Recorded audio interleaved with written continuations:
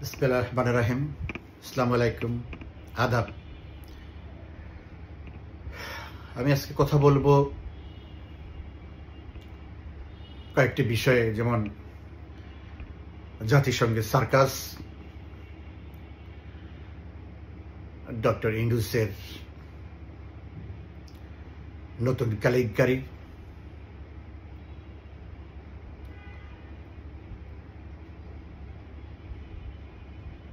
এসব নিয়ে। তার আগে আমি আপনাদেরকে একটা বিষয়ে দৃষ্টি আকর্ষণ করতে চাই। সেটা হচ্ছে, গতকালকে কানাডার আলবার্টাতে G7 শীর্ষ সম্মেলন হয়েছে এবং আজকেও হচ্ছে। কিন্তু ডোনাল্ড ট্রাম্প G7 শীর্ষ সম্মেলন থেকে একদিনে আগেই ওয়াশিংটনে চলে গিয়েছেন। তার আগে তিনি দুইটা কাজ করেছে। একটা হচ্ছে ইরানের রাজধানী তেহরানবাসীকে, প্রায় 1 কোটি লোক তেহরান শহরে বাস করে,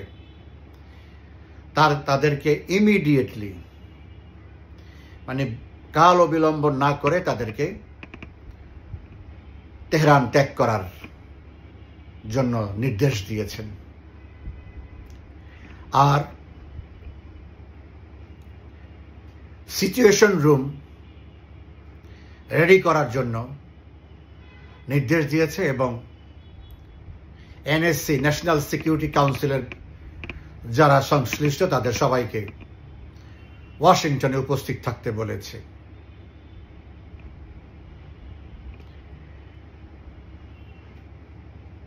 এর অর্থ হচ্ছে ইসরায়েল এখন দিশেহারা হয়ে আমেরিকাকে যুদ্ধে অংশ নিয়ে তাকে রক্ষা করার জন্য আহ্বান জানাচ্ছে। তা না হলে ইরান যেভাবে মিসাইল আক্রমণ করে ইসরায়েলের ইতিহাসে যে ধ্বংসলীলা চালাচ্ছে, তার থেকে নিস্তার পাওয়ার কোনো সুযোগ নেই। একইভাবে যেই ট্রাম্প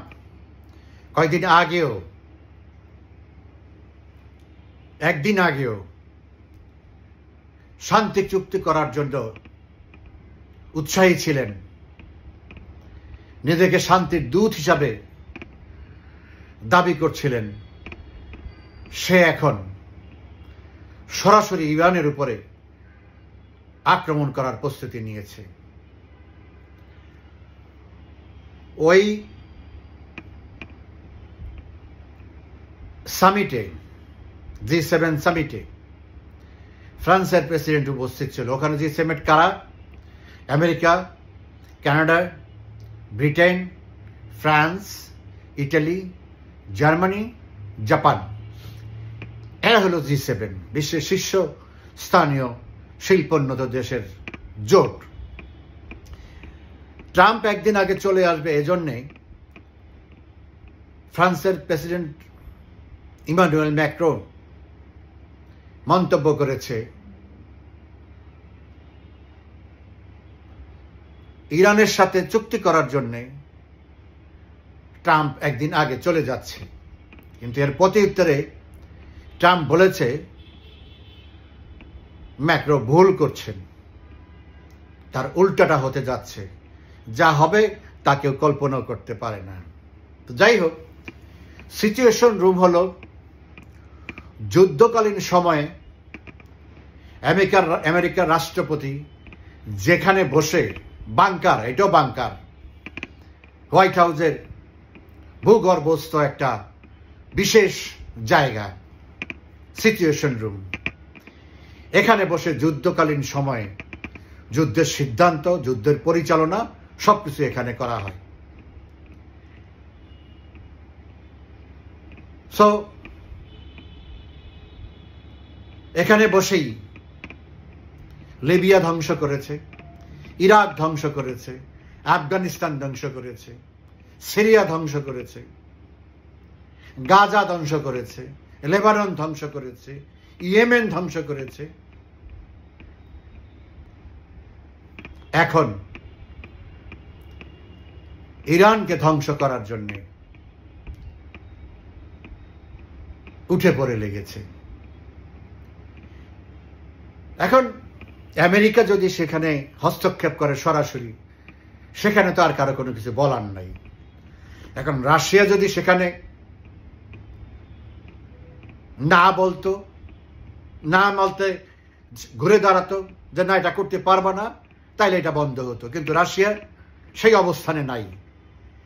রাশিয়া না বলার পরেও যদি আমেরিকা করতে যায়, তাহলে এই মুহূর্তে যেহেতু ইউক্রেনে রাশিয়ার বড় একটা শক্তি এখানে নিয়োজিত আছে, সে কারণে রাশিয়া এখন আর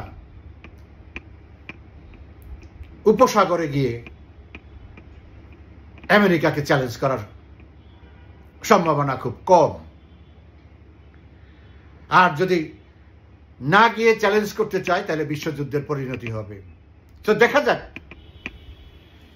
রাশিয়ার সাথে ইরানের একটা খুব ভালো সম্পর্ক আছে, তারা কৌশলগত পার্টনার। কিন্তু ভুলটা ওখানে হয়েছে, উত্তর কোরিয়ার সাথে যে চুক্তিটা হয়েছে 71 সালে, ভারতের সাথে যে চুক্তিটা রাশিয়ার হয়েছে, ওই একই চুক্তি যদি এই যে চুক্তিটা গত মাসে ইরানের সাথে করেছে রাশিয়া,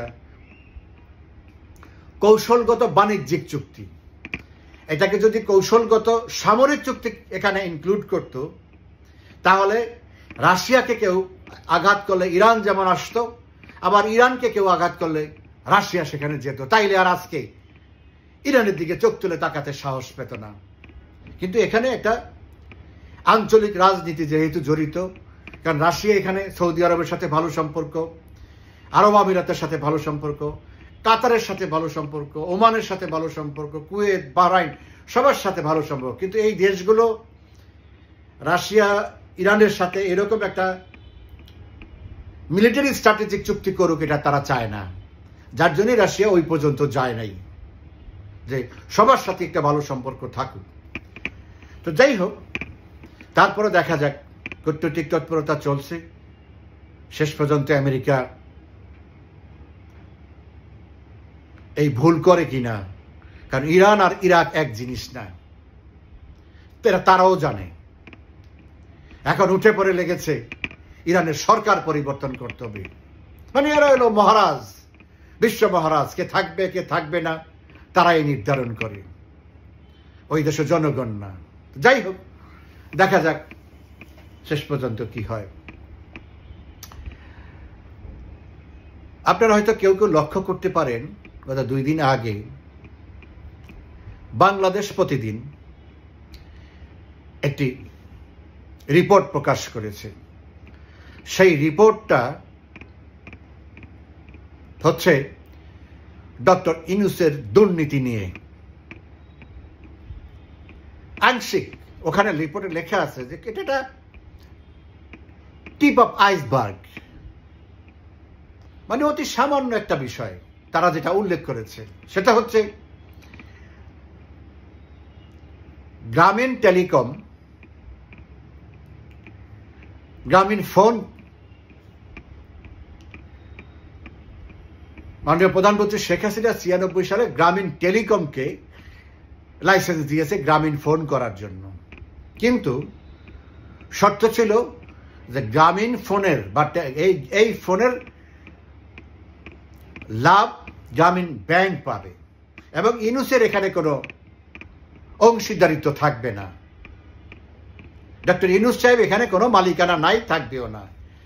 কিন্তু প্রতিষ্ঠা করতে গিয়ে সে তার মালিকানায় করেছে এবং টেলিনর নরওয়েকে প্রায় 35% মতো শেয়ার বিক্রি করেছে। এবং গ্রামীণ ফোনের যে বিশাল আয়, এই আয়ের উপরে 37.5% ট্যাক্স দেওয়ার কথা। কিন্তু উনি ট্যাক্স দিত অর্ধেক, বাকিটা চুরি। সেই হিসাবে এই ২৬ বছরে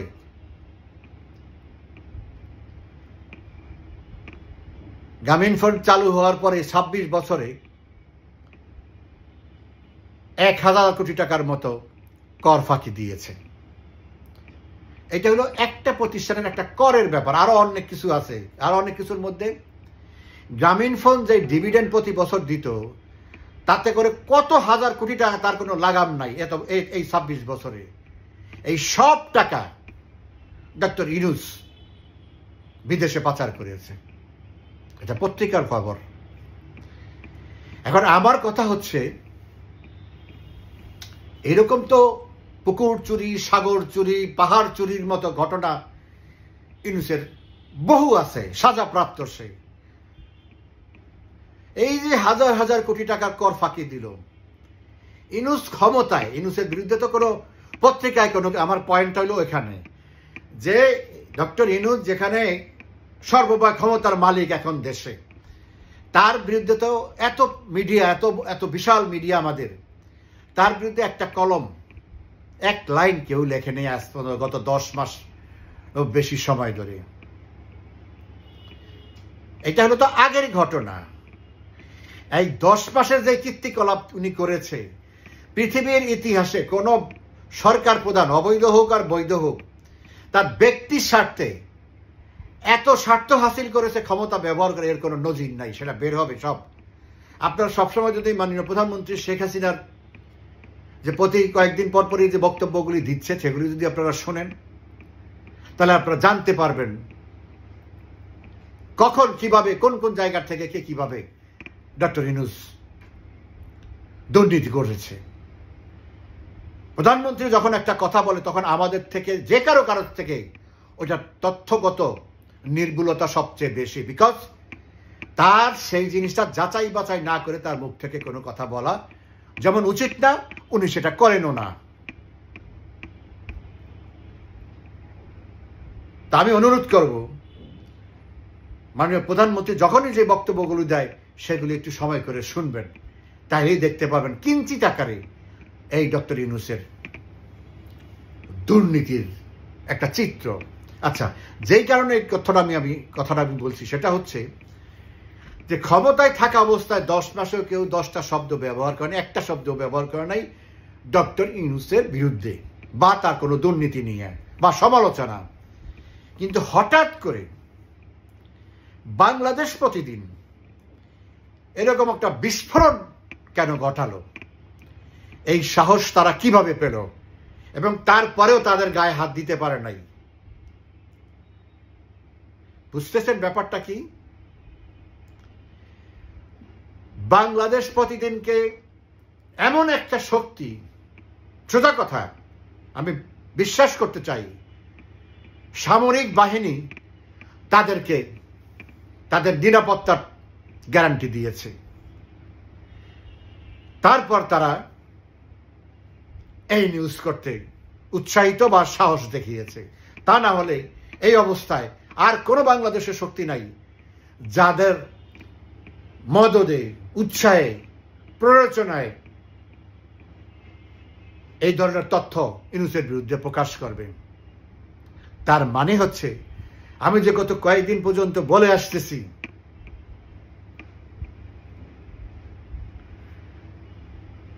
স্টর্ম ফর্ম করেছে, এটা আস্তে আস্তে আগাচ্ছে, তারই একটা লক্ষণ এই বাংলাদেশ প্রতিদিনের রিপোর্ট। এটা খুবই গুরুত্বপূর্ণ, খুবই তাৎপর্যপূর্ণ, এবং ইউনূসের জন্য, ডক্টর ইউনূসের জন্য, ইউনূস মিয়ার জন্য বড় রকমের অশনি সংকেত। আমরা ছোটবেলা থেকে রাজনীতি করি, 50 বছর পার হয়ে গেছে রাজনীতির। আমরা বুঝতে পারি কেমন মেঘে বৃষ্টি হবে, কেমন মেঘে ঝড় হবে। তার থেকে আমার এই উপলব্ধি, ঝড় আসছে। আরেকটি ঘটনা আন্তর্জাতিকভাবে ঘটেছে। আপনারা অনেকে হয়তো শুনেছেন লন্ডনে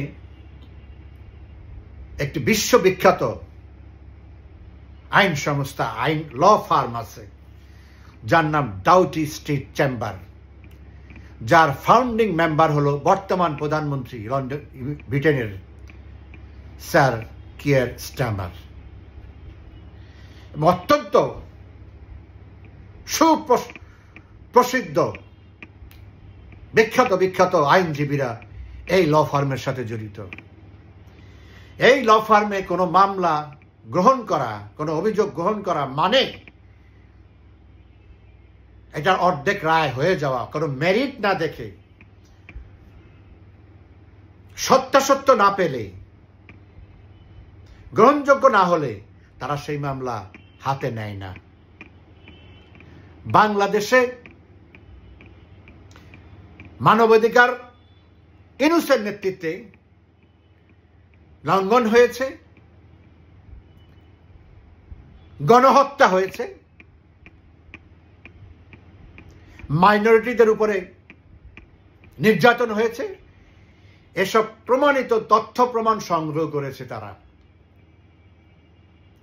তার ভিত্তিতে এই কয়েকদিনের মধ্যেই আইসিসি, ওই বাংলাদেশের ওই তাজুলের আইসিটি না, আইসিসি ইন্টারন্যাশনাল ক্রিমিনাল কোর্ট, জাতিসংঘের অধীনে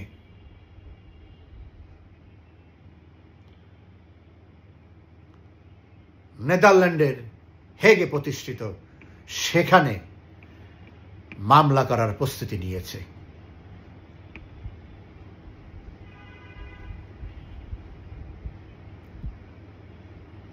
ইউনূস যেমন একজন বিখ্যাত লোক, বিশ্ববিখ্যাত ল ফার্ম ইউনূসের বিরুদ্ধে এই মামলা করার মাধ্যমে তাকে প্রমাণ করবে সে ছিল ভুয়া বিশ্ববিখ্যাত, আসলে সে হলো বিশ্ব কুখ্যাত। এটাই প্রমাণ হবে কিছুদিন মধ্যে। প্রমাণ মানে শুরু হবে, হয়তো সময় লাগবে। আরো একটি ল ফার্ম, তাও বিখ্যাত ইংল্যান্ডের, তারাও প্রস্তুতি নিতেছে, এরকম আরো তথ্য সংগ্রহ করেছে, তারাও যাবে। দুইটা সংস্থা, সবচেয়ে বড় কথা হলো Doughty street chamber is a world famous. So এটা হলো আরেকটা অশনি সংকেত ডক্টর ইউনূসের জন্য, তার ফাউন্ডেশনে আরেকটা ফাটল ধরানোর জন্য। আসেন সার্কাস বলছি কি জন্য জাতিসংঘের।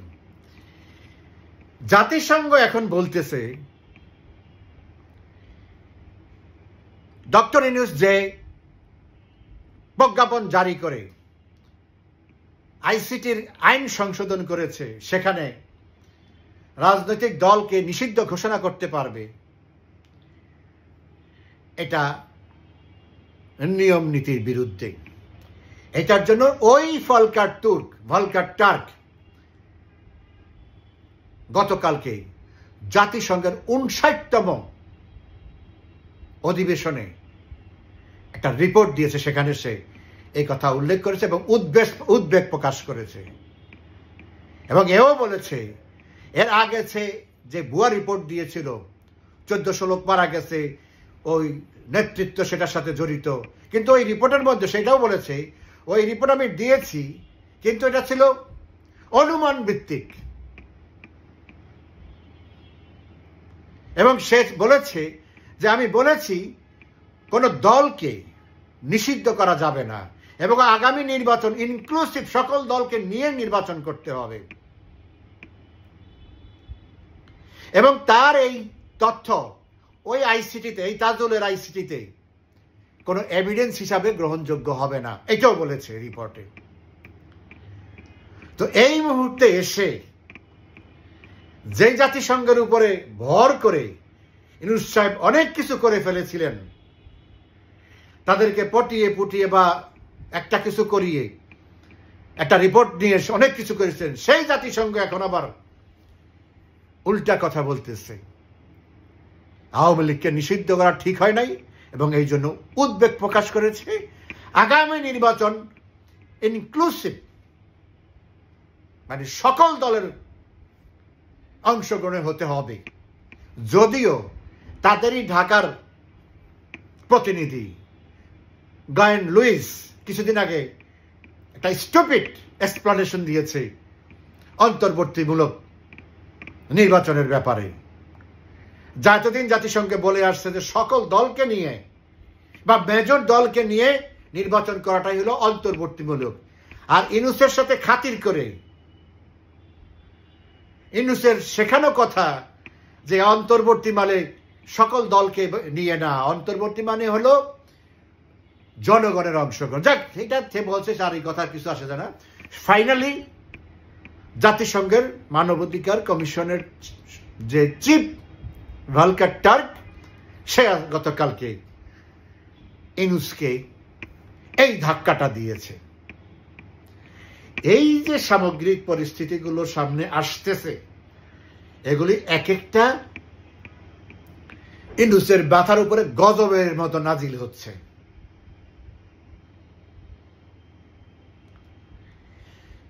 ইউনূসের বিরুদ্ধে যে অ্যাকশনটা হতে যাচ্ছে আগামী কয়েকদিনের মধ্যে বা 2-1 সপ্তাহের মধ্যে, এগুলি হলো সেই অ্যাকশন নেওয়ার গ্রাউন্ড। অলরেডি গ্রাউন্ড অনেক আছে, তারপরে এগুলো আরো এটাকে ইগনাইট করবে,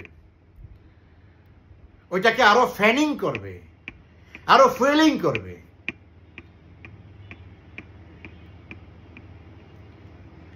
এসব করার মাধ্যমে প্রমাণ হচ্ছে যে ইউনূস এখন মানে ইউনূসের নিয়ন্ত্রণের বাইরে গেছে, চলে গেছে সবকিছু।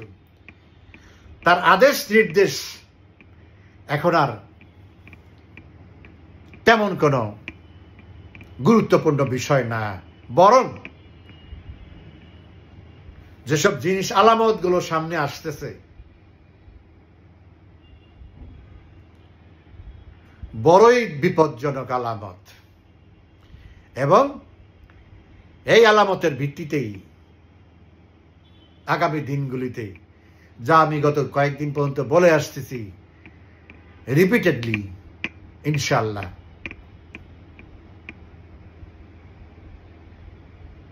ইউনূসের অন্তিম মুহূর্ত সামনে আসতেছে।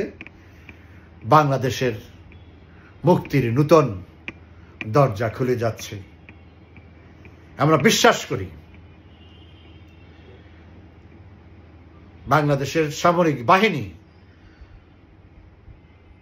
অতীতের ভুল ভ্রান্তি থেকে সংশোধিত হয়ে